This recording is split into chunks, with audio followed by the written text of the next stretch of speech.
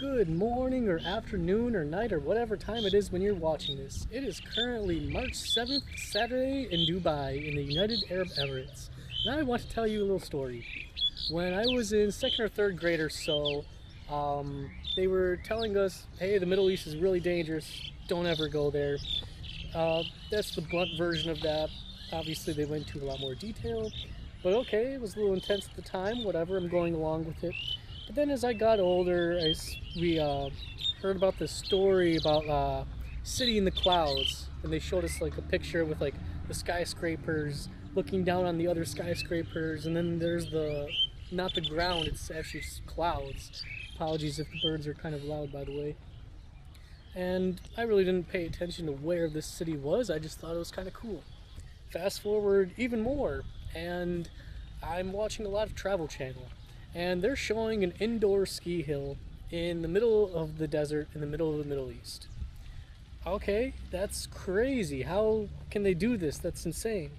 And also on the Travel Channel, they're showing us the world's fastest roller coaster in the world's largest indoor theme park, Ferrari World. Whoa. So now the narrative that they were painting for us when we were kids, it just wasn't adding up.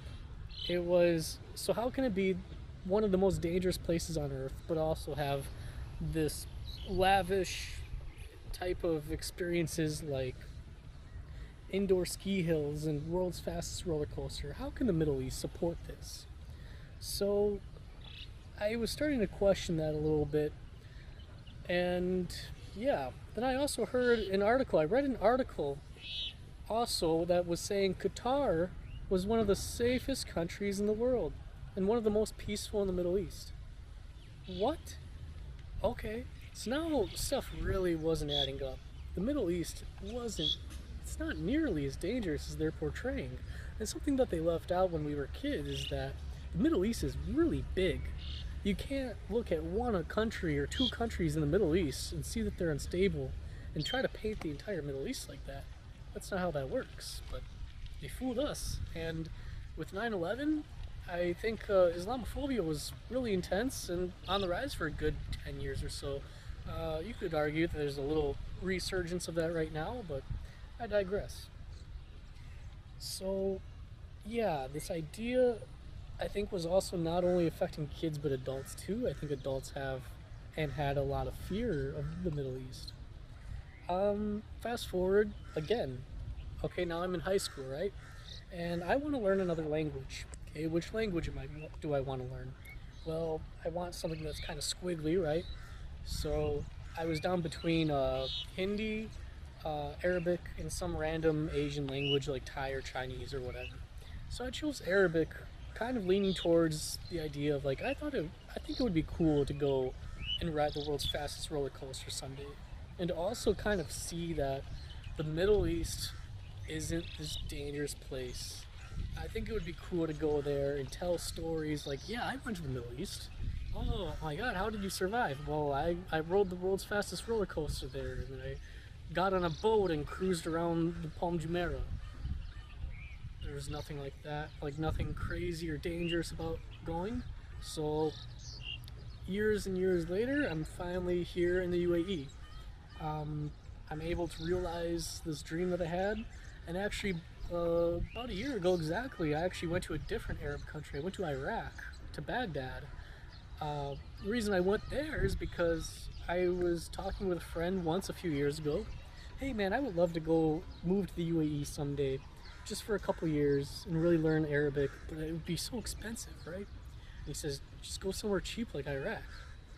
Iraq. So I looked up Iraq tourism, and it's like, holy crap, they have large shopping malls, Mercedes-Benz dealerships, and all the stuff that you would never expect from Iraq. So in that instant, I was like, I need to go here and check this out, whatever it takes. So last year I was able to do that, and it was one of the safest places I've ever been. Safer than some American cities. I felt safer in Baghdad, Iraq than I did in Detroit, Michigan, than I did in California.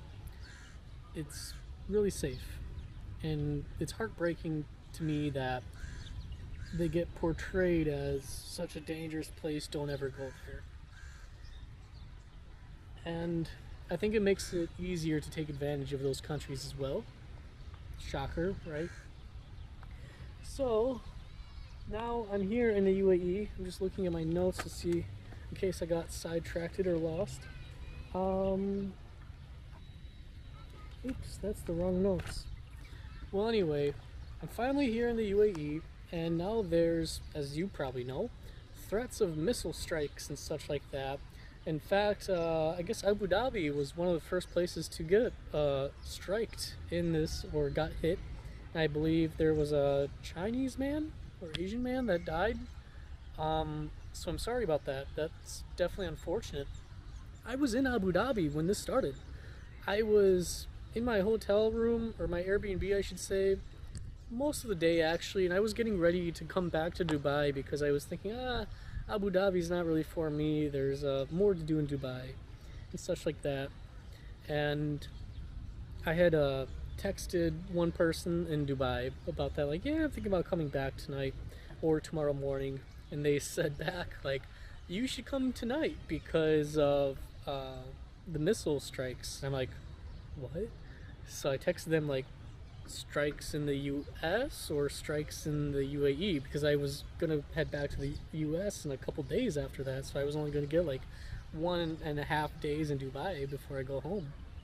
Okay, so before they can even respond back, I just type in like missile strikes UAE or whatever, and it's like, oh, first thing that comes up is like Abu Dhabi. It's like, but that's where I am. I look out the window and I don't see anything. I'm not hearing anything.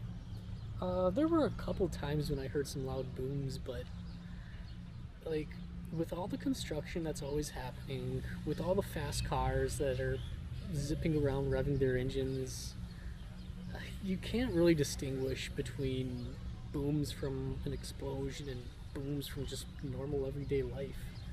You really can't. At least I can't. And it was unfortunate because my window was facing this way, and I looked up the US base on Google Maps to get an idea of like how close is this to me. It's like, oh, only 40 miles away. That's pretty close. But again, when I got outside, I couldn't see anything in the skies. I didn't hear anything or anything like that. And so I'm back in my room, and there were a couple times I heard booms. Then I heard like some kids in the mosque downstairs, or like down below, like run outside, and they're like, oh, yo, look at that. Well, my window's again facing this way. I can't see what they're looking at. But I go out, I get my stuff packed or whatever, or no, I went to a Chinese restaurant first actually. So I'm just going to the Chinese restaurant, waiting at the bus stop, and it's like, where is everything? Like, come on, I want to see some stuff, some like trails or whatever, but none of that. And life was continuing just as normal. Traffic was the same. People were doing their normal activities. Nothing was changed at all. So I did come back to Dubai. That's where I am now. And just hearing on like, or before I even left Abu Dhabi, I was looking this up more, and I read into it just a little bit, and it's like, okay, so they're trying to bomb the US bases, not so much civilian stuff. And any of the civilian stuff, or a lot of the civilian stuff, I don't know about other countries, I don't know about Bahrain or Qatar or anything like that. I only know specifically about the UAE. That they're going after the bases, and any collateral damage that is in the civilian area is from not so much the missile strikes themselves, but it's from the anti-missile technology, whatever you want to call it. And it's blowing up the missiles mid-air, and you're having these fragments that are coming down and unintentionally hitting civilian objects and such like that in structures. So, okay, so it's less of, hey, you might get striked with a missile, and it's more like, hey, there might be some space junk in a sense that might fall from the sky, like watch out for asteroids, meteors. So that's kind of how I viewed that, and I was surprised because, again, I was in Abu Dhabi and I was reading, oh, people in Dubai were saying their windows were shaking, they could see fireballs in the sky, and I was so close to it, I couldn't see or hear any of that. Okay, so came back to Dubai that night. Alright, got a little update. Airspace is closed, flight got canceled. Yes, that means my travel or my trip got extended.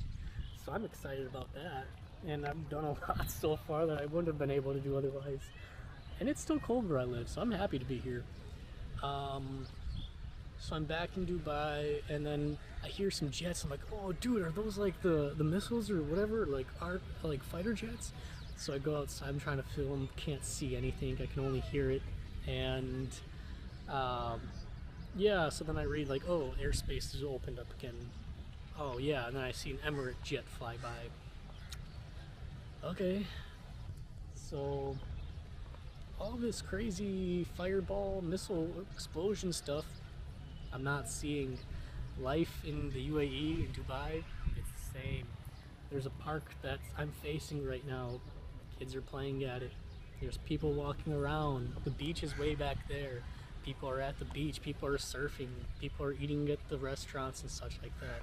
The skies are beautiful. Today there's a little bit of an overcast with the clouds, but honestly I like that because the sun can get kind of intense here. That's why I have this.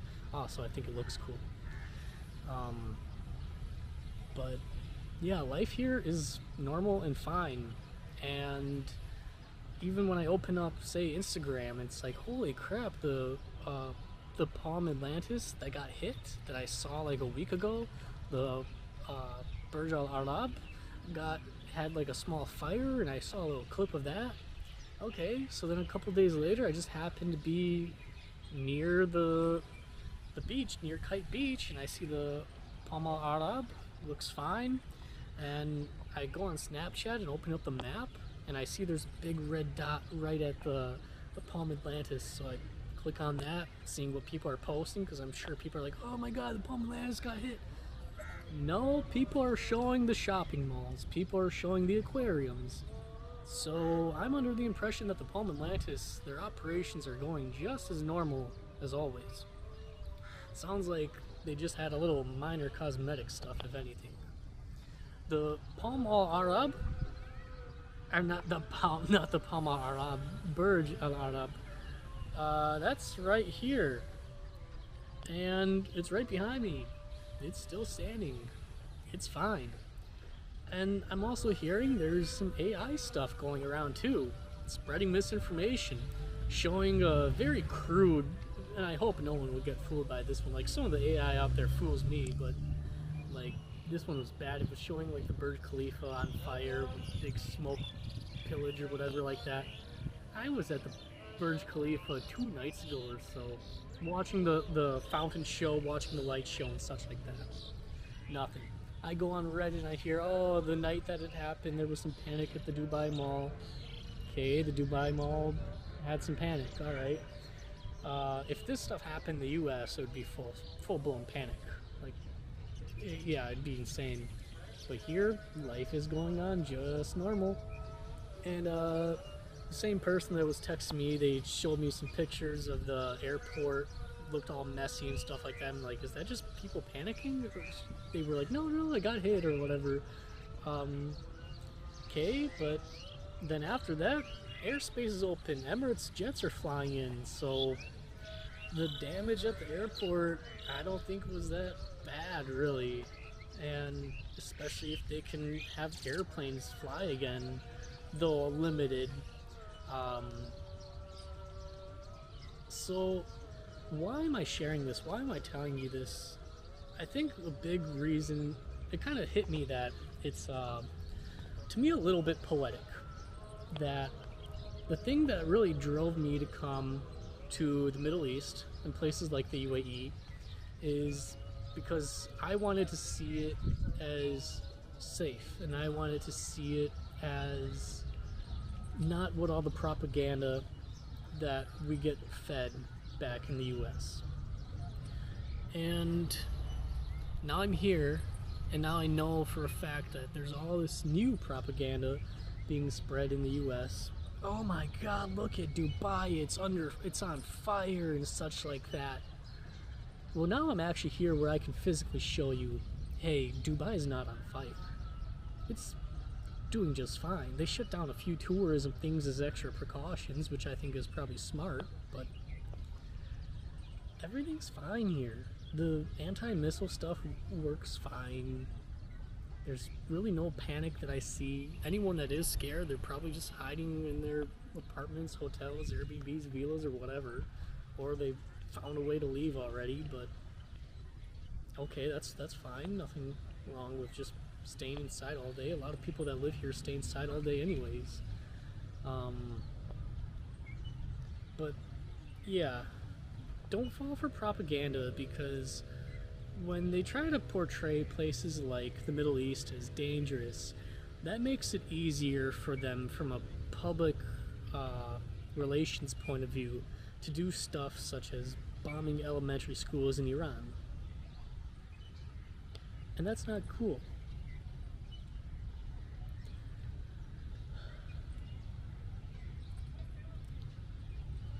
I think that's all I got for now. I'm sure there's probably something that I'm thinking of that probably can't come to words with right now, but don't worry about me. Don't worry about the people in Dubai or Abu Dhabi. We're doing just fine. Again, for some of these other countries, I can't say. I really can't. But I know 6 hours from where I live in the US, the US government killed like 2 people. They were protesting ICE, and ICE just went pow pow. In the state that I live in, we have so many drunk drivers. We have so many deaths caused by drunk drivers. But people don't care about that. They're so, in the US, people are so accustomed and so, what's the word I'm looking for? Complacent with the dangers in the US. They don't really care about it that much, or they follow other forms of propaganda that say, oh, it's not that bad. Oh, there aren't drunk drivers here, that's all the Democrats.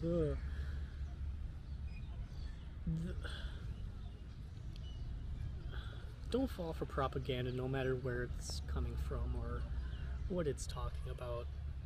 The world is a lot better than the screens show you to be. I apologize if I can't really edit too much with this. This video might actually get split, and because of how long it is. So I'll have to find a way to edit it, because my usual computer editor is back in the States, so I'll have to find a way to kind of jerry-rig editing this as I upload it. This video is almost 20 minutes, so I think it's been long enough. Okay. Thank you for watching. Salam.